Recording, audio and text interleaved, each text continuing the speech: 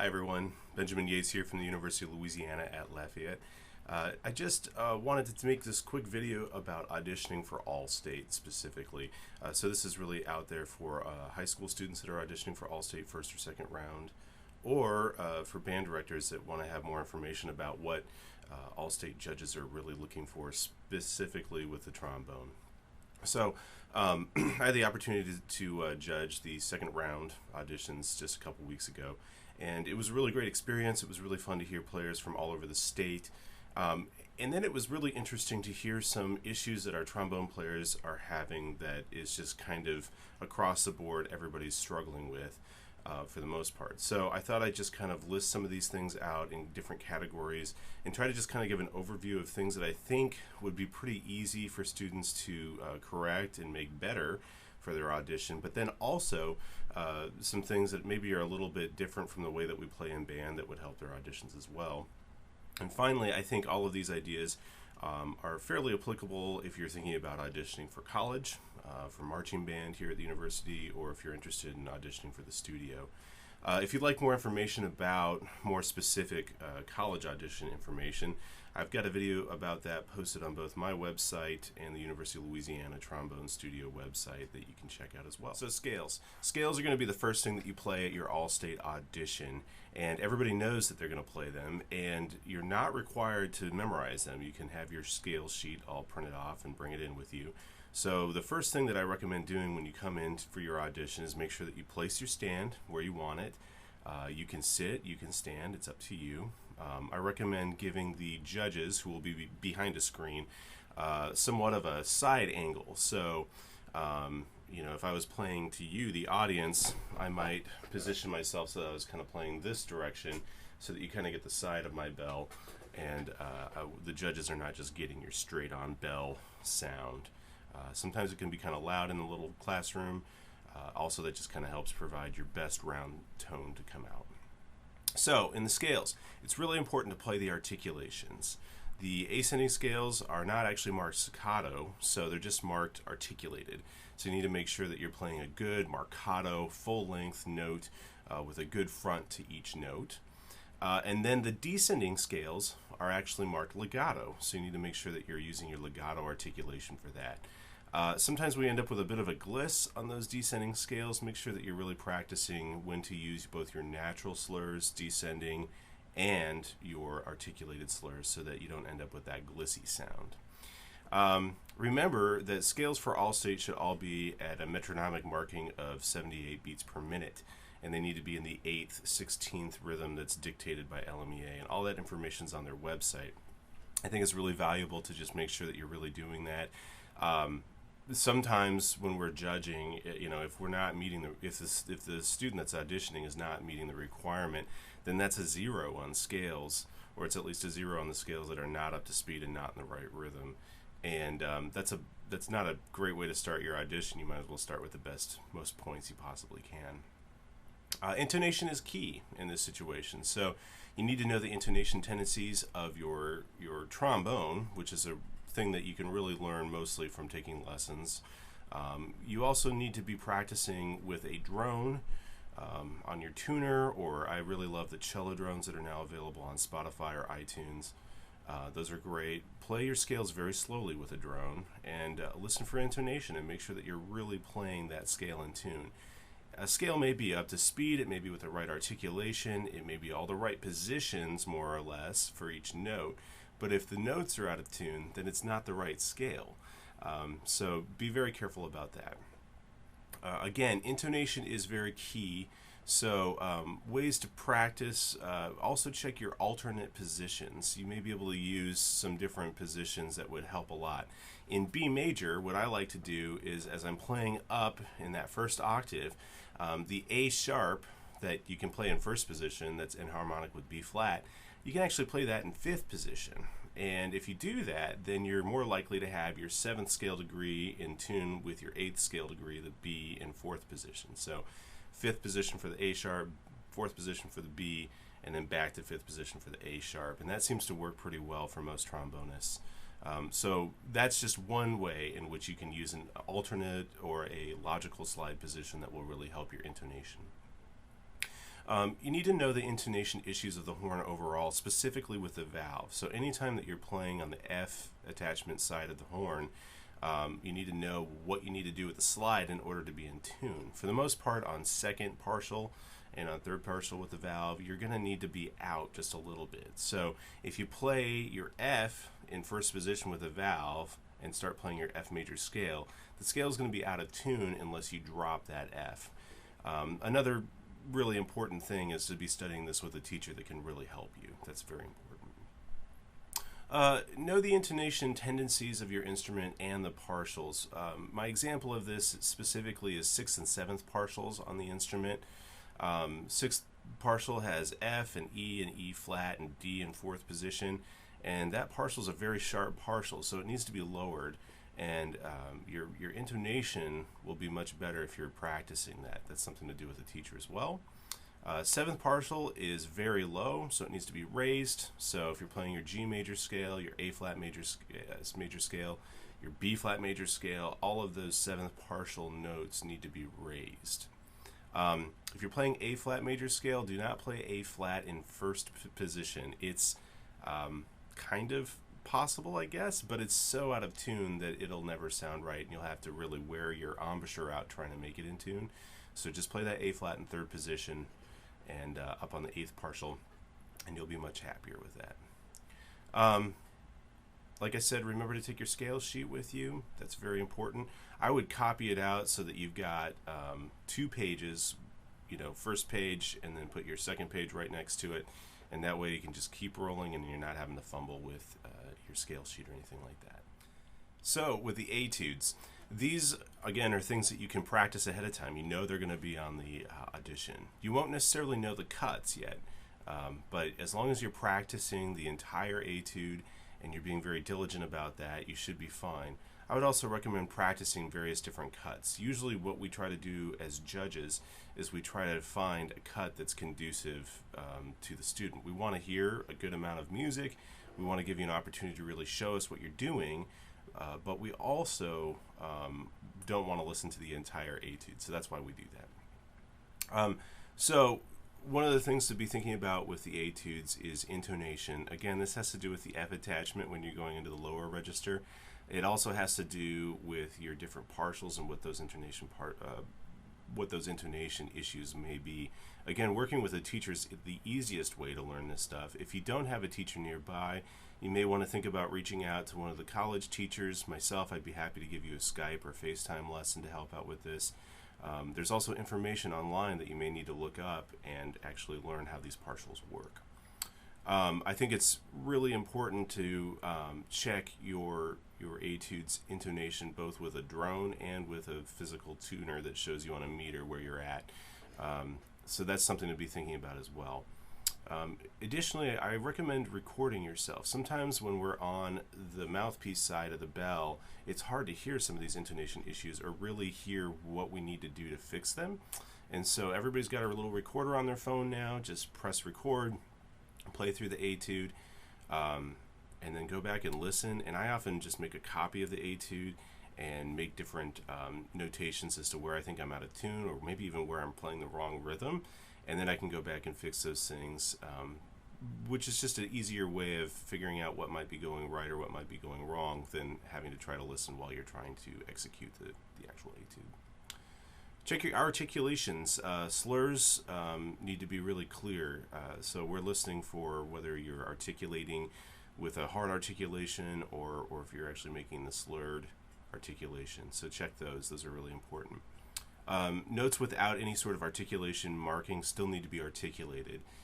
These are tongued notes, so make sure that you're really giving those notes a good front. Notes that don't have a staccato on top of them should be full length. Notes that do have a staccato over them should really not be super short.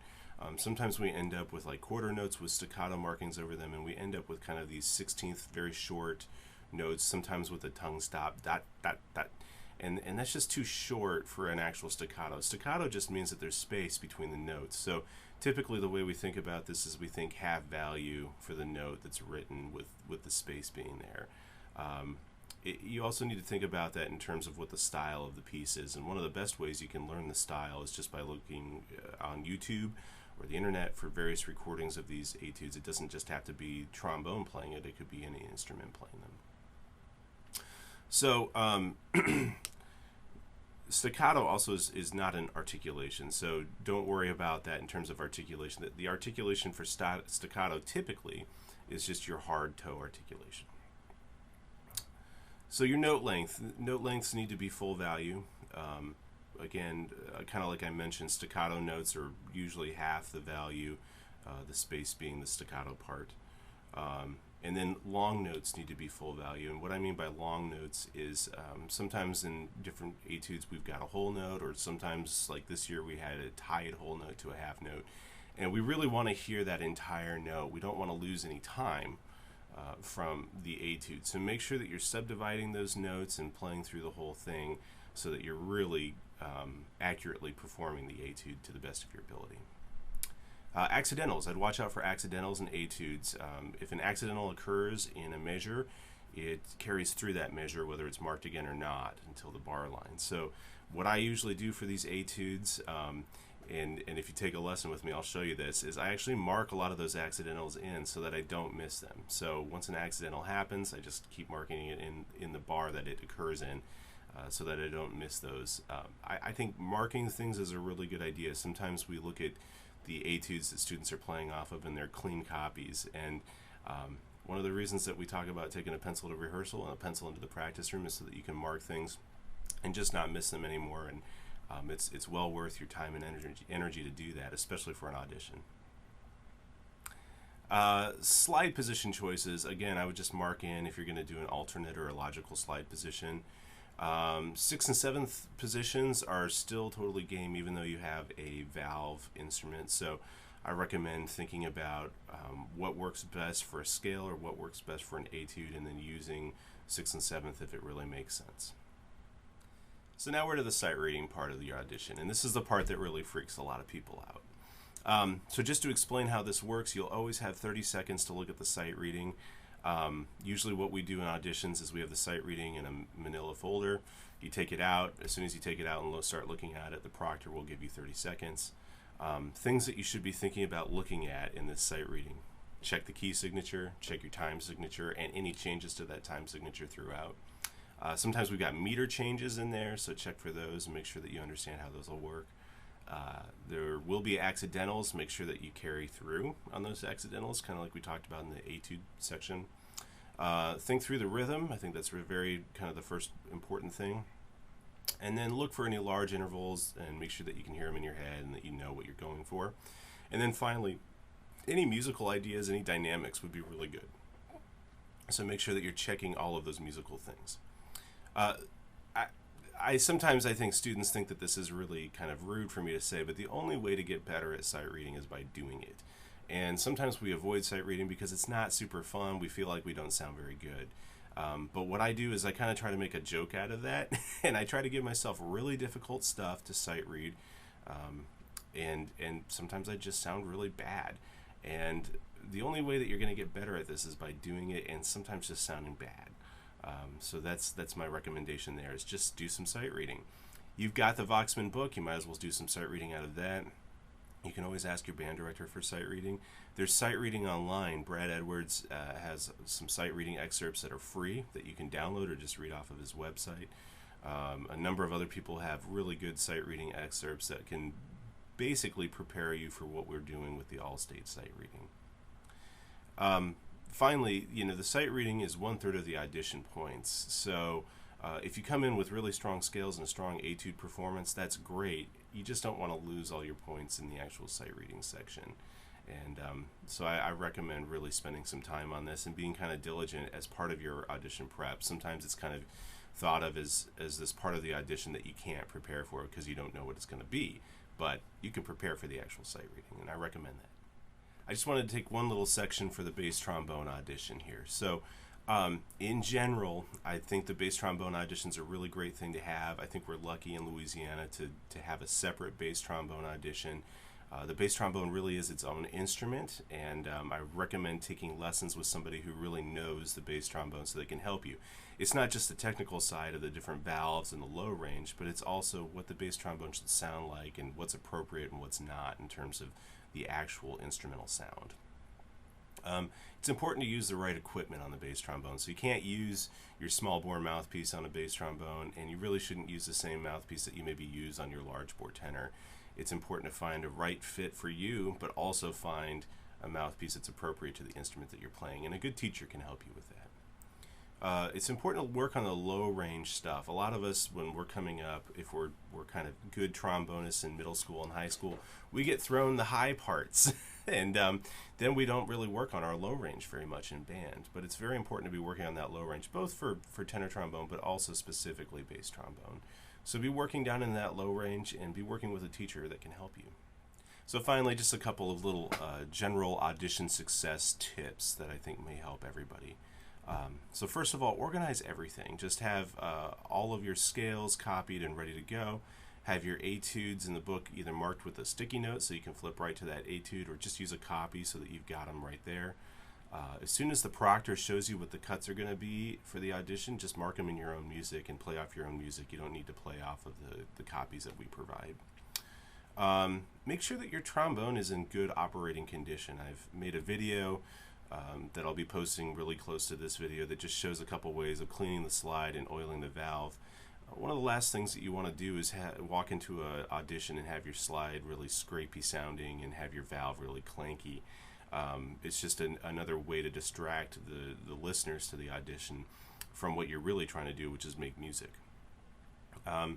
So be sure that your trombone's clean and good working order, and then make sure that you always empty the water key before you start playing each section. So before you play your scales, empty your water. Before you play etude number 1, empty your water, and then etude number 2, empty your water. And then before you sight read, empty your water, and just kind of get in the habit of doing that all the time, and that way you won't have any gurgling or need to stop and start over, that sort of thing. And finally, this is kind of funny with this video because I'm sure people are feeling a little tense now about their audition with all of these suggestions. But one of the things is to practice all of these things in kind of your daily routine and then feel really comfortable with what you're doing. The audition is behind a screen, so wear clothes that are kind of school-type clothes that are not super relaxed, no sweatpants or anything maybe, but make sure that you're wearing clothes that you're really comfortable playing the trombone in and are loose enough and not too heavy so that you can really take a good breath and just play. And then definitely be ready when you walk into the room to actually play your audition. So you know, you don't necessarily want to bring a bunch of stuff in with you. You want to have your trombone out of the case. Take your water when you're out in the hallway waiting. That's a good idea. Make sure that you've got your horn and all of your music ready and in order so that you can just roll. And that should help you have a very successful All-State audition. Again, my biggest hint to anybody who really wants to be successful at All-State is to take regular lessons. One of the things that we talk about in the college sphere is that often students want to come take a lesson the week before the audition and try to get better then. And really what I recommend is just taking regular weekly lessons, and those who do that typically find themselves at the top of the heap for the LMEA All-State audition. So it's definitely recommended. I hope these tips have helped a little bit. If you have any questions, please feel free to contact me. I'm happy to help out. Again, if you're too far away to come down for a lesson but you'd like to meet, we can do something on FaceTime or Skype and make sure that you're getting the information that you really need to have a successful audition. Good luck.